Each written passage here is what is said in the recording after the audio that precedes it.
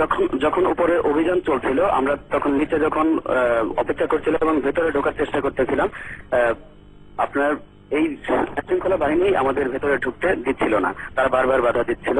আর ভেতরে যেটি হয়েছে আমরা দেখতে পেরেছি এবং জানতে পেরেছি যে তাদের যে সম্প্রচার যন্ত্রপাতি এগুলো কিন্তু তারা সিজ করে নিয়েছে এবং বেশ কিছু জিনিস তারা নিয়ে গিয়েছে।